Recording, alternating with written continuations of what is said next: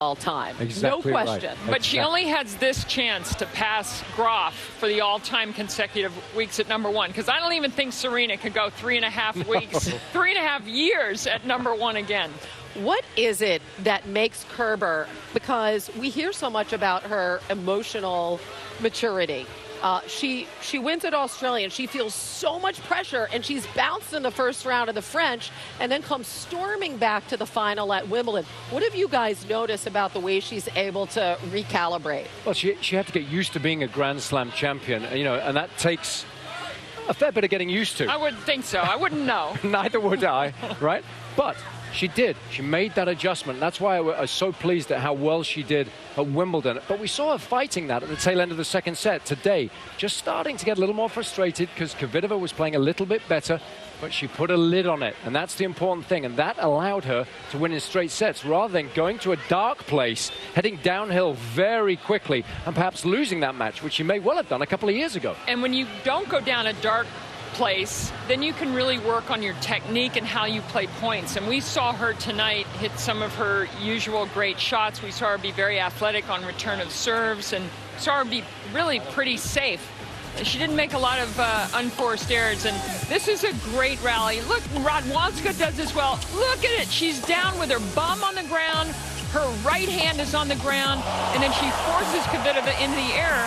This was just a couple of points from the end of the match. I love it. We have to ask her how she does that so gracefully. Yeah, it's interesting you mentioned Radwanska, because I call that the Radwanska squat. But let's go inside the point and check out how she made an adjustment early on to playing against another lefty. It's never easy. So struggling to get to the wide serve initially, then making the adjustment, moving backwards and taking the ball a little later, but being able to put the ball back in play. Now check this out.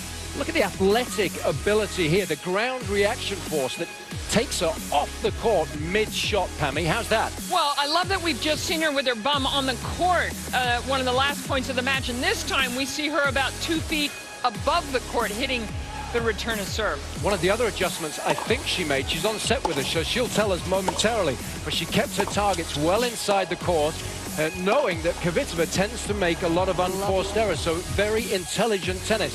In her previous rounds, 78% of her shots were hit in that central zone, and that zone is 2 feet inside the lines. But tonight, 89% of those shots, so big adjustments by Angie. Angie Kerber is getting the biggest kick out of watching the two of you analyze. I was like listening, watching everything. Right, in real time. Congratulations. It's been a great run for you so far here and on into the second week at the U.S. Open. What were you most pleased about with this match, which you knew would be a tough test against Kvitova? Yeah, I knew before the match that it will be a tough match, and I was trying, to moving good and trying to bring a lot of balls back and trying to, going with her power and just when I have the chance going for it. And I think my plan, was like I played tonight, and I'm really happy about my game tonight. Okay, here's where you can make me look really intelligent or really dumb. What I was suggesting there, was that true or not? Did you deliberately bring your targets in, make a lot of balls, only 8 unforced errors, knowing that Petra's the type of player that can give you a lot of free points? Yeah, I was really trying to. Yes! You're right. I was brilliant. trying, to moving good, bring a lot of balls back, and when I have the chance, go in the court and just going for it. I was trying to playing, just more cross court, and when I have the chance going long line, maybe I had to do like a few times more down the line, but it was a good match for me, I think, and I was also trying to hit this serve like first serve in. Angie, I want to know, last year when you saw Panetta playing Vinci in the finals to win the U.S. Open, what that made you think in the fall and in the months leading up to the Australian Open that you would win?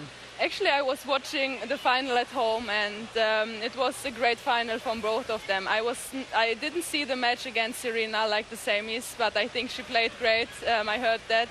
But, I was just trying, to take the positive things that also, like, we can win, like, big tournaments. And when I went to my preseason, I told my coach, okay, now I have to go to the big tournaments, and that was my goal, to reach the second weeks. And of course, I mean, when I won the Australian Open, that was just amazing. My first Grand Slam after this goal, and everything works actually. You seem to really embrace New York. What's the best thing that you were able to do since you've been here outside of the tennis court? I was shopping a little bit. Nice. Nice. I was a week before here. I was preparing for this after Cincinnati, so I had like few days off, and I mean, in New York you just can go and shop the whole night. No budget. With your year, no budget. Yeah, I would say now you got some nice money to shop with. Anyway, congratulations Well done. again. Congratulations. What consistency with the 51 match wins this year. And thanks again for joining us here on the set. Coming up, we have world number 1 Novak Djokovic, who hasn't been a very busy man since opening night, but he gets it going next as Brad has the interviews. Brad? Kyle, you're into your first round of 16 of the U.S. Open. What's made the difference for you so far? I just felt good on court, really. Just gone out there with a good process and tried to play my game. What will be the keys tonight for you against Novak, who you've played one time before? Yeah, he's obviously a very good player. It's going to be tough, but I've just got to keep doing what I've been doing the past matches. It's been working, so just focus on myself and then see where that takes me. Good luck tonight. Thank you. All right, let's wait for Novak to come on in.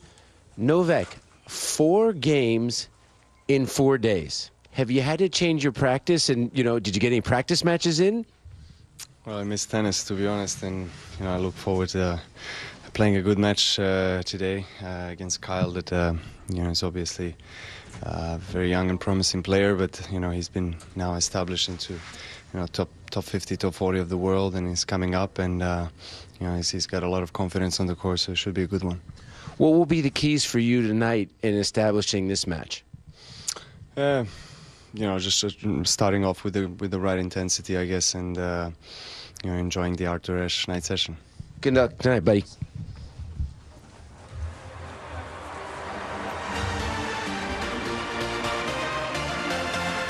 Ladies and gentlemen, please welcome the players for tonight's next match. Kyle Edmund.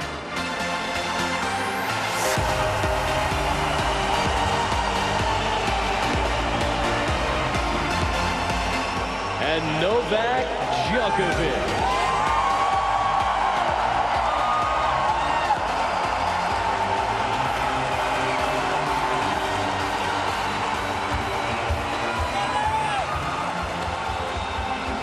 Novak Djokovic, only 4 complete sets, the fewest any man has ever played to get to the second week of a major in the Open era. What do we expect from him? Some answers next.